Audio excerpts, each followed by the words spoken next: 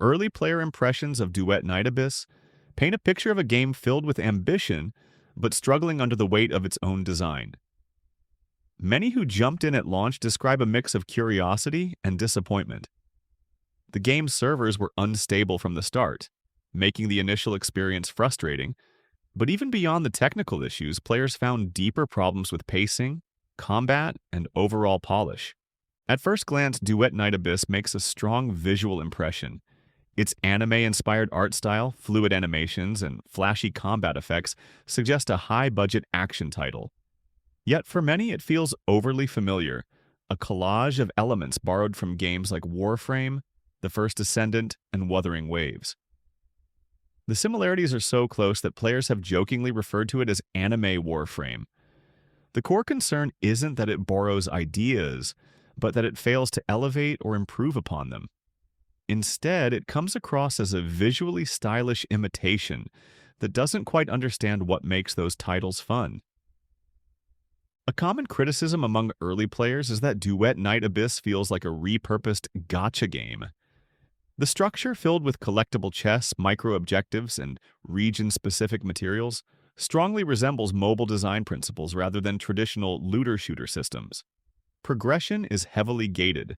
Leveling up characters and weapons requires completing ascension tasks and collecting rare materials from certain zones. Players can't simply grind missions and level naturally, they're forced into repetitive, region-bound activities that disrupt the flow of play. Many feel this system limits player freedom and makes the grind feel artificial, a remnant of its gacha roots rather than something built for a loot-driven shooter. Despite these frustrations, there are aspects that show promise. The combat system features both melee and ranged options, with a wide array of weapons that feel distinct, from fast daggers and heavy greatswords to machine guns and even flamethrowers. Early impressions praise the diversity and potential depth of combat, as well as the power fantasy that comes with switching seamlessly between weapon types. Players agree that, in concept, this dual weapon system could become something exciting if refined. Unfortunately, execution issues overshadow much of that potential. Many report inconsistent hit detection, attacks passing through enemies, abilities missing for no clear reason, and movement that feels floaty or unreliable.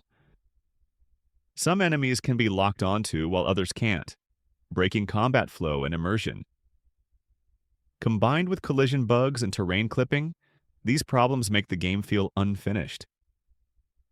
The consensus is that Duet Night Abyss has a strong combat idea but lacks the precision and feedback needed to make it satisfying. The game's difficulty curve is another frequent point of criticism. Players describe an experience that is almost completely devoid of challenge. Early encounters die instantly, bosses fall in seconds, and even enemies dozens of levels higher pose no threat. Environmental hazards such as fire traps deal so little damage that they're effectively cosmetic. Without tension or risk, players say there's no reason to chase upgrades or optimize builds. The absence of meaningful danger breaks the reward loop that makes looter shooters compelling. There's no climb, no sense of growth, just endless easy victories. The story and pacing have also drawn mixed reactions, leaning mostly negative. Players describe a long-winded, cliché-heavy narrative centered on an amnesiac protagonist who awakens in a new world and is instantly recognized as powerful, a familiar trope in many anime-style games. Dialogue sequences drag on for extended periods, filled with tutorials and exposition that slow the game's momentum. Some report spending close to an hour in conversations before returning to actual combat, only for those fights to end within seconds. The result is a disjointed rhythm. Too much talking, too little action, and not enough reward for the time invested. Multiplayer, which should be a highlight of any looter shooter, is currently another sore spot. Early reports suggest that cooperative scaling is poorly tuned. Enemies gain massive health pools but deal almost no damage, turning group encounters into tedious slogs. For many players, this imbalance makes multiplayer less enjoyable than solo play, an ironic flaw in a genre designed to encourage teamwork and grinding with friends. As players reflect on their time with Duet Night Abyss, a recurring theme emerges. The game doesn't inspire the desire to keep playing. When servers go down or bugs interrupt gameplay, most players simply move on instead of feeling eager to return. Even those who see potential in the combat or customization systems admit they're not motivated to explore them further because the game lacks satisfying feedback, challenge, and reward. The common refrain is that it just doesn't feel good to play. Some players have questioned whether the game's underlying concept, blending anime visuals, gacha-inspired systems, and looter-shooter mechanics, is inherently at odds with itself. Others argue that the core idea could still work with proper balancing and technical improvements. What most agree on is that Duet Night Abyss currently feels like an unfinished product. The mechanics lack weight, movement feels imprecise, and the world design, while pretty, doesn't stand out. Many describe it as a soulless imitation, borrowing heavily from its inspirations but missing the identity and energy that make them engaging. Rather than frustration, the prevailing mood among players is apathy. Dialogue gets skipped, missions are rushed, and rewards feel meaningless.